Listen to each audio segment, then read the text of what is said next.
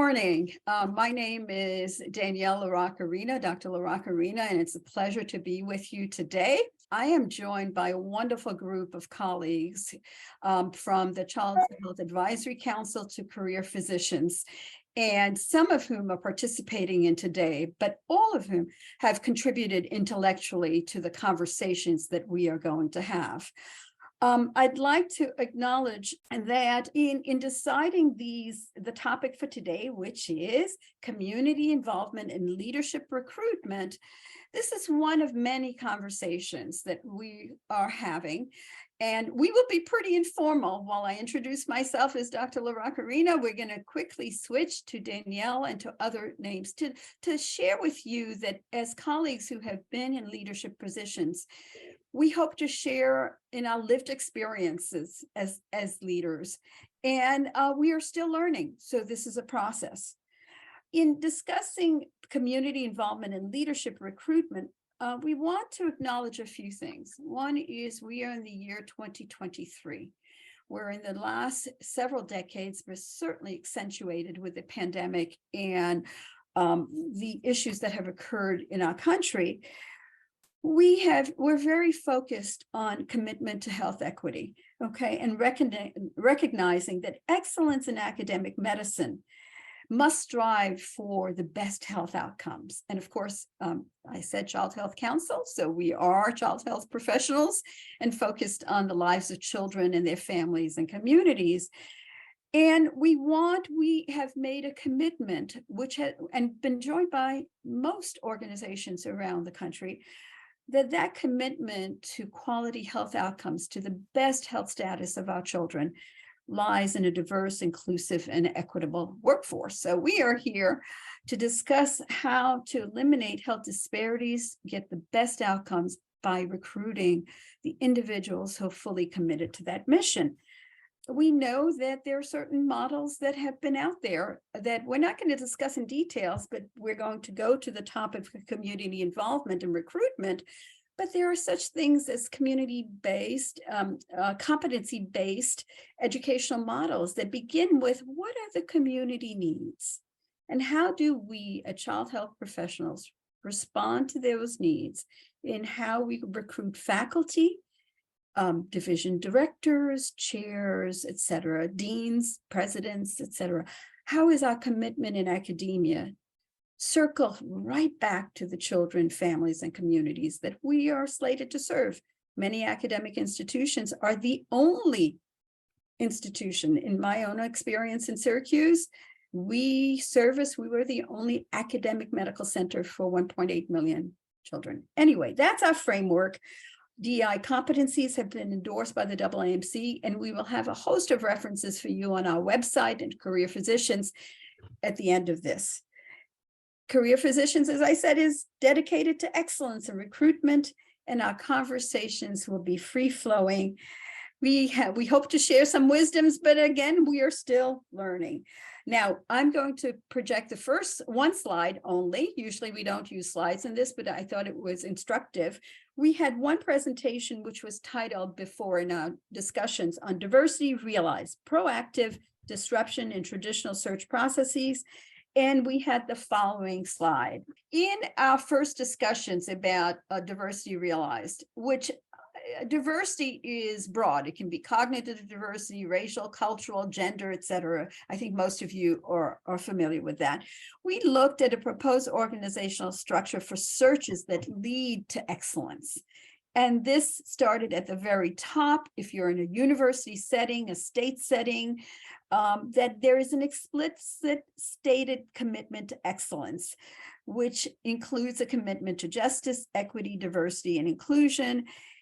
Then it filters down to an explicit departmental commitment to adherence to evidence-based alignment with the mission, vision, and values, to then the composition and structure of the selection search committees, okay, which is where the work of this group begins, and then filters down to department chairs, center directors, division directors, faculty, students. And then you would see on each side, community, university, and government partners, and external advisory group. The ecosystem of academia is what I'm discussing. So we're going to begin with the first challenging question, okay? Your institution has decided that community involvement in the recruitment of leadership will occur. That decision has been made. What preparations would you deem important in engaging the best representation from the communities served by your academic institution? Please discuss in your reflections the type of involvement that would be envisioned. For example, interviewer community tours. And I'm really thrilled to have our dear colleague Arnold Strauss begin launch us in this discussion. Thank you, Danielle. I think it's important to recognize three constituencies in the community when recruiting a leader and make sure that everybody understands the purpose. So there are two purposes, I think. First is to demonstrate, not just say, but demonstrate the institution's commitment to the community by involving community constituencies. I think it's also critical to make sure that those constituencies reflect the diversity and inclusion criteria that the institution believes in. Those constituencies in the community are professional, that is pediatricians, for example, parental, those family members who have used the hospital and the services, and community organizations. It's a little different which one does. So for pediatricians, I think it's very important to involve the community pediatricians in the interview process with a potential leader so as to make sure that they have the opportunity to raise their issues and that the candidate has an opportunity to respond to them. I did that when I was recruited to be chair of pediatrics at both institutions, and it really created a positive environment of the interaction between the community pediatricians and the children's hospital. The parents are critical. Most children's hospitals have a parental advisory group, and they are very much aware of the issues that a leader must face in the institution. And so I think they should be part, either in a separate group or a part of that recruitment process. And then third are the community groups themselves. And the example that I would give of that is mental health, because here in Cincinnati, we have mental health professionals in the schools helping the children. And that demonstrates in depth our commitment to the community and to the children for that major problem. So I think involving those three constituencies, making sure that the preparation is there to have people who understand the issues and can raise them in a positive way, but raise the problems as well. Thank you. You mentioned that you knew that mental health issues were a big issue for your community and in fact had done something by incorporating the services in school-based, I'm assuming in school-based health services. I'd love to see if the rest of our colleagues here could comment on that. Your assessment was of the community needs, as I heard it. Can others comment on that and how they've dealt with that in their own communities in responding to the involvement in recruitment, identifying those community needs? I think Arnie really laid it out well in terms of different constituencies. Each of those groups can provide insights and assistance in different ways, and how one incorporates them may depend on whether it's a chair role or a division chief role, and also the closeness of those constituencies to the department. Community pediatricians were really critical because they are source of referring and often were trained in the organization that you're recruiting to, and they're the most familiar with the organization and the searches. The communities are really critical to understand the needs and to help identify skills that would be needed to address those needs by constituencies. If they're going to be on the search committee, it's really important, as Arnie said, to, I think, prepare those individuals for, kind of what some of the needs of the organization are as well, and so they will understand why some of the questions during the interviews and also give them a better idea of the skills from their point of view that would be helpful to be successful in the organization. It won't help the community if an individual comes and is not able to fulfill the needs of the institution as well as the community. So I guess what I'm saying is that I think one area that I feel like I might have been better at is preparing the people for interviews, for community visits, and also the role they will play, so that their engagement is not, for instance, a disappointment. We want to be sure that it's a positive, because it's a tremendous positive of attracting the best candidate, because candidates, if they know there's a community that will support them, very, very helpful. Thank you, Bruder. And obviously sharing the prospectus, which may have a lot of information, maybe something you want to do for all search committees. Craig, I know you wanted to weigh in on this. I was just going to say that I think the challenge is to find out which part of the community or which of the communities that we're involved with we want to be as part of the search, because it can't be the cast of thousands. All of our institutions are required to do a health needs assessment periodically by the federal government, and that can be actually a good starting point. One of the things I think oftentimes as a chair of pediatrics, when I was chair, that I didn't really appreciate was that the mental health needs of the community. And that comes out usually very clearly in these mental health assessments and this community needs assessments. I think the other thing I just wanted to emphasize is what Bruder talked about. It's important for people to take some time to explain to them the role that they're going to play in the search process, because it's a fairly arcane process from many perspectives, even those of us who've lived all of our lives in it. And it's important for them to understand that they're not going to necessarily be selecting the particular individual who's going to be the leader, but they're going to be giving very valuable input that will allow the best person to be selected. And oftentimes there's not a real understanding of that, I think, at the community levels. Thank you for those comments. And it can be a complex process.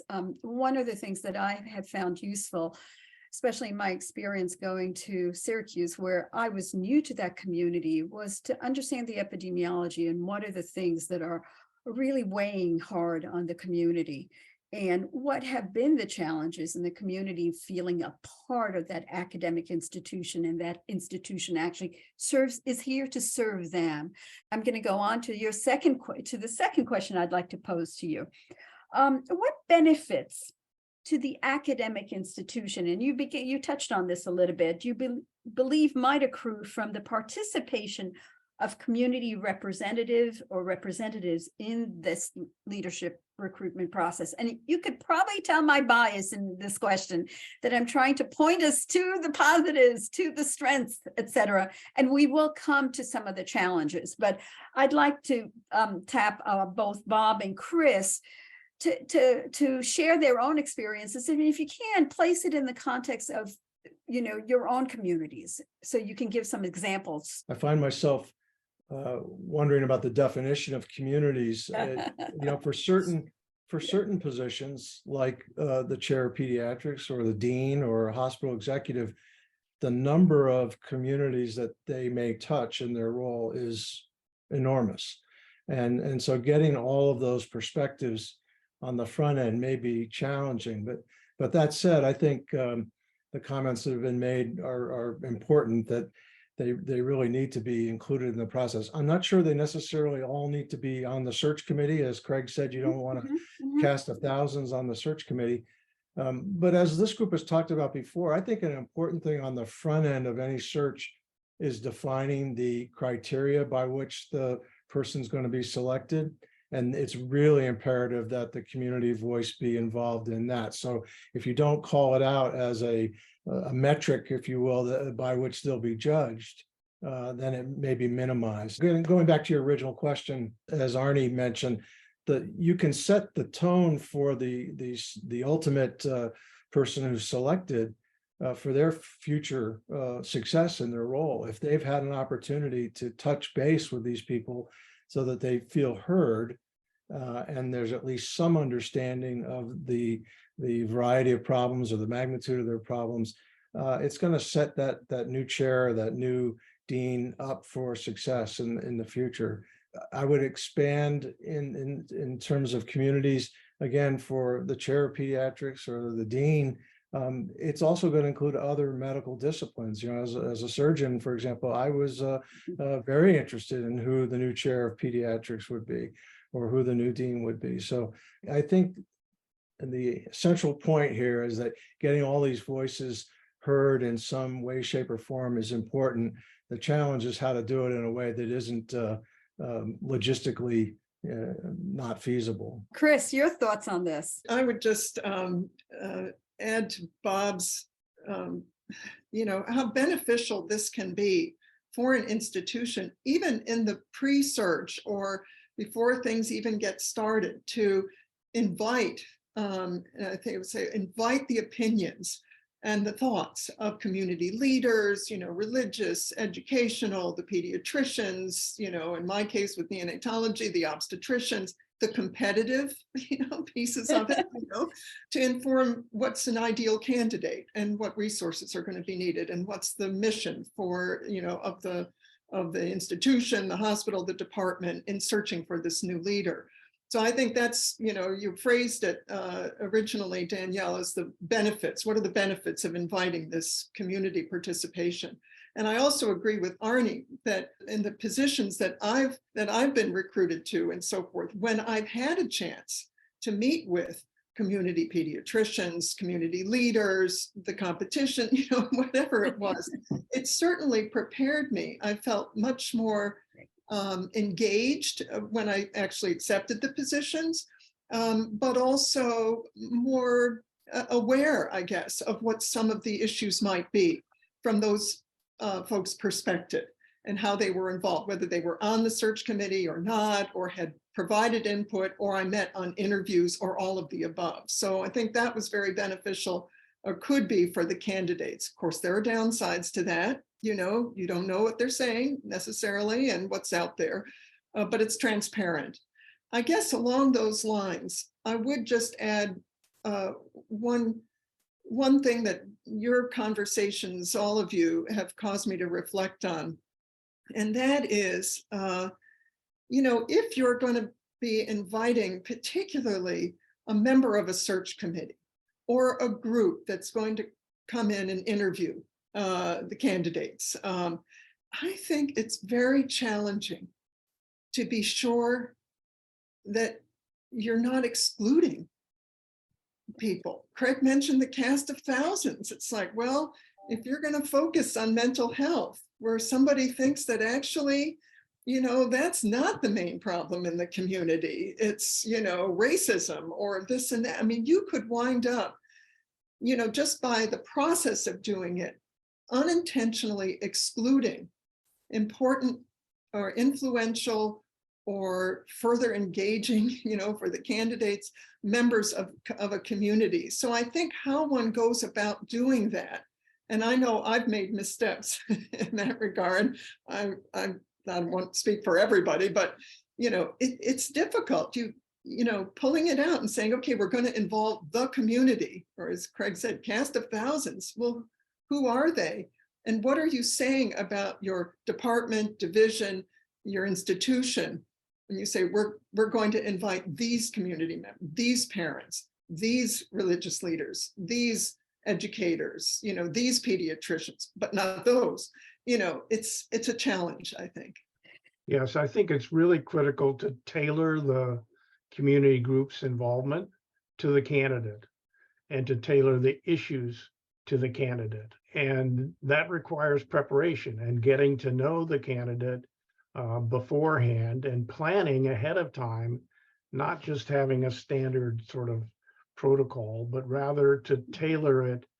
Is it a religious need? If you're recruiting a person of a certain religion, you want to make sure that they know about the community that exists for them and their family. If it's about a division director involved in behavioral health, that's when mental health becomes a key issue.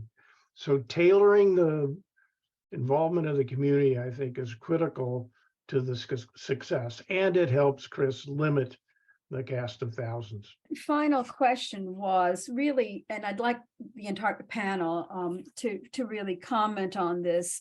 And it's a combination of looking at what the benefits are, because academic health centers have not always done it right. I've been in Los Angeles, where Compton and Watts were often the communities we were addressing and not engaging them. And we know that structural racism and health disparities persist and have persisted throughout my career. I was at the University of Pennsylvania at the Children's Hospital of Philadelphia for residency and fellowship. And in our backyard, there was West Philly that has some of the most bitter poverty that I've seen. New York City is a conglomerate of things where I've seen different community engagement. And in Syracuse ranked, I didn't know this when I was being recruited as president, ranked in #1 in concentrated poverty for Blacks and Latinos. And there has often been this divide, which is what prompted this question. How do you get community involvement in a real way? And how do you avoid those pitfalls? And I'd like to address that question. And I'm going to call out perhaps Wesley, but others to weigh in. And how do we show that we actually mean it? We mean true involvement, not window dressing, but we mean as an academic medical center, an academic health center, or department, whatever, or community, we mean it that we want the lives of children to be better. And we are part of the community. We are not separate from that community commitment. It's not the ivory tower here and the community here. How do we redefine that? So Wesley, I know this is a tough question, but you've committed yourself to these kinds of searches.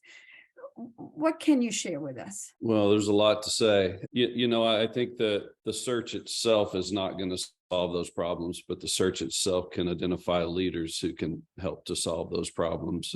I think the way you engage community in the search process, as Arnie talked about, can be a window into how you as an organization seek to solve those problems. So to me, if there's no perfect search, and I think oftentimes we don't involve our community or our board members or other people in academic searches because there's a fear of people being under the hood, if you will, or behind the curtain and seeing what's going on. And I think sometimes people try to control that.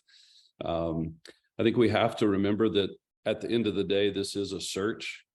At the end of the day, you're trying to impress somebody to move their family to your community. I think we have to remember that, for a really large, highly ranked children's hospital with a strong brand, and every ICU bed is named after a different family in the community. Every program's named after a different family in the community. Probably easier for a candidate to feel a sense of community in those institutions, though it may be, at a very high level and not a personal level. But I think for 80% of the children's hospitals out there, engaging community in these searches is essential, to because in a sense that's a favor you're doing for the candidate, in my opinion, that's going to lead to their success. Because when one meets, three pediatricians that control, large percentages of the primary care base in a community, when one meets a community member that's got a passion for hematologic disease, when one I think it's what you're allowing the candidate to do is, yes, see that we're real people, see that we know what our problems are, which helps us to look self-aware, which is a huge thing to candidates. But it also surrounds them with people who are saying, yes, we could do better, in cancer, we could do better in cardiac, but we're here to work with you to solve that, versus a candidate feeling like it's all up to them and them alone. And so again, I think, you solve the issues, Danielle, that you referenced by engaging community and communities. I think it's important in a leadership search for the organization to be able to demonstrate that it has that engagement with its community, because if not, candidates can assume that maybe the other hospital or maybe the other department in town has that relationship or has that community. So again, I mean, those are just some thoughts, but again, as Arnie talked about, being strategic, Craig, Bob, Chris, everybody's talked about it, but I think being very strategic in your process, highly recommend involving community engagement and search processes in every round of interviews. And again, so I'll leave it at that. Thank you. I was just going to say that the fact that you've made efforts during the search process to include the community is really important, not just for the community, but it's also really important for the candidate himself. And I think Wes actually commented a bit on this, but the search process actually goes on even after the successful recruitment and the candidate actually comes, because it's really a process of helping the community understand this indeed is the chair of pediatrics or whatever it is, whatever search you're talking about, and how this chair is going to relate to the community by focus groups, by advisory panels, whatever, but having the community being involved up front is a really important part in terms of setting the ground for that in the future. So, Well, this has been a wonderful discussion. And I think one of the ways that this can be a very positive, successful interaction is how you treat the community representatives. In other words, having them give a tour and not even know who the person is or what the goals of the search are. I mean, preparing the community involvement and respecting them the same way you respect the internal people with a full understanding of who it is they're looking at or talking with. And I think, the whole professionalism of the search really needs to be included in any interactions with the community, because the community can be such an asset in recruiting, but it's also important, how you respect them in terms of the search. And I just, we've talked a little bit about that, both the preparation and then during the search, having them making sure that they have the full information and they have an opportunity to give meaningful feedback and that you keep them informed of what's happening. I think that's very important. Thank you. And while we could go on, I'm going to sum up a little bit of what I've heard. First, I want to thank my colleagues for engaging in this conversation and to point out the purpose of these pediatric insights is to continuously have conversations in tough issues. These are tough issues. And preparation, certainly I heard respect is another word that I heard in terms of that recruitment process. I heard that real engagement of understanding that how you engage with community is, I liked your term, Wesley, window as to the organization's perspective on this. Okay, you get a sense of what the culture might be. For the communities, it's a sense of not only being heard, but we are at the service of communities. And so being heard is important. Being transparent, okay, sharing information, complex information as well.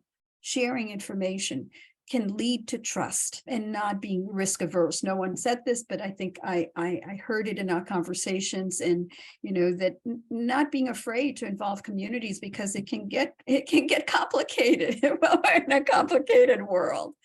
Chris, you pointed out, and this ties to Bruda's point about respect is not excluding. So do you have a preparatory phase of external folks who have engaged together throughout a process prior to a search that then can have a meaningful involvement in a search that is, to Arnie's point, tailored to that person's involvement, because that shows respect as well. It's not tokenism, but it really has meaning in its involvement. And I must say, I'll end with this, which is a feeling of belonging, because, the decision to be recruited or recruiting someone into a position is a commitment to joining a community. It's not just the academic community, it's the full community. And that sense of belonging goes a long way to having a happy, we didn't use the term happy, a happy faculty member or division chief or chair. And happiness lends to quality work. Anyway, I didn't plan that ending, but thank you very much for this conversation and to be continued. And please look at the website because we have lots of materials posted and lots of references to articles that can teach, where you can actually see some of the nuts and bolts of doing what we have talked about pretty much at a high level. Thank you very much.